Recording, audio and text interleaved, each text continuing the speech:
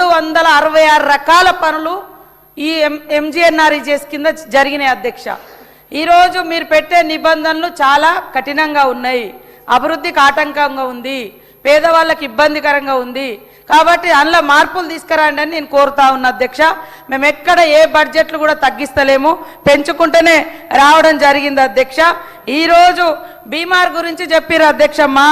మా ప్రధానమంత్రి గారు ఉన్నప్పుడు తెచ్చిరని 10 ఏళ్ళు అయింది, 12 ఏళ్ళు అయింది. మరి మంచి చెడులు ఉంటే ఏమన్నా సవరించాల్సినటువంటి అవసరం ఉండే కదా సార్. పేర్లు మాత్రం మారుస్తారు, రాష్ట్రాలకు ఇన్కమ్ వచ్చేది, మా ప్రతిపక్ష రాష్ట్రాలకు ఇన్కమ్ వచ్చే పనులు మాత్రం మీరు ఆలోచించారు. కానీ గాంధీ గారు దేశానికి స్వతంత్రం కోసం ఒంటి మీద కనీసం గుడ్డ అంటే బట్ట కూడా లేకుండా సర్వస్వం త్యాగం చేసి ఆర్ఎస్ఎస్ వారి చేతిలో చంపబడ్డ, గాడ్సే చేతిలో చంపబడ్డ ఆయన పేరు మాత్రం తొలగించారు. గాడ్సేనే కదా చంపింది, గాడ్సేనే కదా, గాడ్సేనే కదా. అరే నేనేమంటున్నా, అరే గాంధీని కూడా తిడతారా, గాంధీ గారిని కూడా తిడతారా? ఏం ఇది గాంధీ గారు ఏమన్యాయం చేసిర్రు సార్? నేను అడుగుతున్నా, గాంధీ గారు ఏమన్యాయం చేసిర్రు సార్? దేశం కోసం పోరాటం చేసిర్రు. అవును, ఇదే ఆర్ఎస్ఎస్ ను నిషేధించినటువంటి సర్దార్ వల్లభాయ్ పటేల్ కూడా గుజరాతే. ఆయన ఏదో గొప్పండు, ఆయన కూడా మా పార్టీ, ఆయన కూడా మా సిద్ధాంతాలతోటే పనిచేసిండు. ఎందుకు ఈ డీవియేషన్ తీసుకొస్తున్నారు మీరు? మీకు చరిత్రలో చరిత్ర లేదు. మా చరిత్రను కనుమరుగు చేయడమే కాకుండా పాపం సిన్సియర్గా పోరాడినటువంటి వాళ్ళ పేర్లను పెడితే కూడా ఆయన బతికే లేడు, ఆయన పేరు పెడితే కూడా తీసేసి ఉపాధి హామీ చట్టం కింద. ఇది తప్పు. గాడ్సే ఎవరు? గాడ్సే ఎవరు? గాడ్సే ఎవరు చెప్పండి? గాడ్సే ఎవరో చెప్పండి, గాడ్సే ఎవరు చెప్పండి? మీరే కదా గాడ్సేకు నివాళులు అర్పిస్తున్నారు. గాడ్సే పెద్ద పోరాట యోధుడు అంటున్నారు. మరి దేశానికి స్వతంత్రం తెచ్చిన మహనీయుని చంపినటువంటి గాడ్సేని మీరు పొగడడం ఎంతవరకు కరెక్ట్ అధ్యక్ష?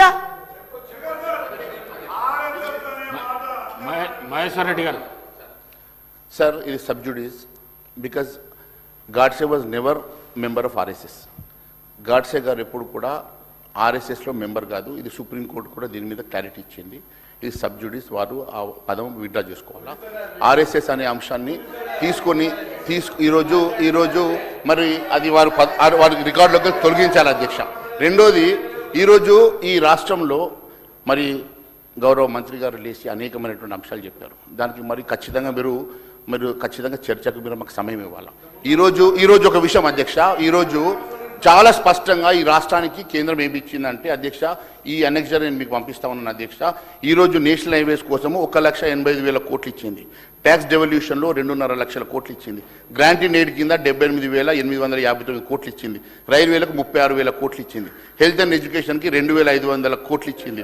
అర్బన్ డెవలప్మెంట్కి 315 కోట్లు ఇచ్చింది. రూరల్ జాబ్స్ మినిస్టర్ గారు, దేశంలో 29 రాష్ట్రాలకు ఇచ్చి మేము ఇచ్చినామని చెప్తే ఇది మంచి అసత్య ప్రచారం అధ్యక్ష, సత్యదూరం. ఇది తెలంగాణ రాష్ట్రానికి భారతీయ జనతా పార్టీ గత 12 ఏళ్లుగా ఏమిచ్చిందో చర్చ చేయడానికి మేము సిద్ధం. ఊరికేనే మాటలకు మాత్రం పరిమితమై బడ్జెట్లో నిధులు రాలేదని మనం తీర్మానం చేసిన మాట యాడ్ చేస్తా ఉన్నా. ఎన్నడైనా పోయి మీ భారత ప్రధానమంత్రి దగ్గర పోయి తెలంగాణకు మంది కావాలని ఎప్పుడు అడిగిన అధ్యక్ష వీళ్ళు? మీరు ఎన్నడన్నా మీరు రికార్డుల్లో చూసినారు అధ్యక్ష? మా తెలంగాణకి ఇది కావాలని శాసనసభ వేదిక కోరండి. ఇప్పటి వరకు కేంద్ర విద్యాలయాలు రాలే, నవోదయ విద్యాలయాలు రాలే. కేంద్ర ప్రభుత్వం నుంచి రావాల్సిన అనేక ప్రత్యేక నిధులు పక్క ఆంధ్ర రాష్ట్రం తీసుకుపోతుంటే ప్రేక్షకుల్లాగా చిన్న బాలుడు ముద్దు పప్పు తిని కూర్చున్నట్టుగా కూర్చుంటే వీళ్ళు మాట్లాడితే ఎట్లా అధ్యక్ష? కండువలు వేసుకోగానే రాముడు గారు, గాంధీ గారు స్వతంత్రోద్యమం 30 ఏళ్ళు చేస్తే ఆంగ్లేయులు ఒక్క దెబ్బ కొట్టలేదు అధ్యక్ష. అధికారం వచ్చినాక ఎంతసేపట్ల వీళ్ళు తుపాకీ పెట్టి కాల్చి వచ్చిన అధ్యక్ష, ఎంత తుపాకీ పెట్టి కాల్చి ఇచ్చిన అధ్యక్ష. అటువంటి వాళ్ళు ఎలా రాముడికి వీళ్ళకు చెప్తాను. నేను చదివిన మంత్రులు చదవను సార్. రామ రామ రమేతి రమే రామే మనోరమే సహస్రనామ సత్యంలో రామరామాలను చదవండి సార్. ఒక్కసారి మంత్రాలు చదవనండి. లేదా మా హనుమంతుడు ఆపదం మహాభారతారం దాతారం సర్వసంపదాం లోకాభిరామం శ్రీరామం భూయభూయరామం చదవనండి. పెద్ద హిందువులు అంటే బొట్టు పెట్టుకోమా? బీజేపీలు ఉంటేనే హిందువులా? ఇది చాలా పెద్ద అబద్ధమైనటువంటి ప్రచారం అధ్యక్ష. ఎంతసేపు మేమే దేశము సింగిల్ ఏంది సార్ అధ్యక్ష? ఇది తెలంగాణకు తెచ్చి మాట్లాడరు, లేకపోతే దుకాణం తాళం వేసుకోండి. ఇంకా నిన్న అసెంబ్లీకి వచ్చి అధ్యక్ష మీరున్నారు, స్పీకర్కి వచ్చి రిప్రజెంటేషన్ గౌరవ సభాధిపతికి రిప్రజెంటేషన్ చేయొచ్చు, వచ్చి అసెంబ్లీ కూడా లొల్లి చేస్తారు. మమ్మల్ని అరాచకంగా నియంతృత్వంగా నియంతృత్వ ప్రభుత్వం విమర్శ చేస్తారు. ఏం అధ్యక్ష, ఏం లాంగ్వేజ్ అది?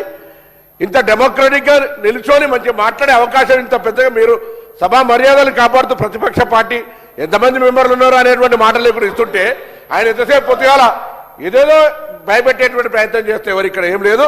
భారతీయ జనతా పార్టీ తెలంగాణకి ఏం తెచ్చిందో చెప్పి మాట్లాడమని చెప్పి కోరుతా ఉన్నా. జనాబ్ మాజీ స్పీకర్ సార్.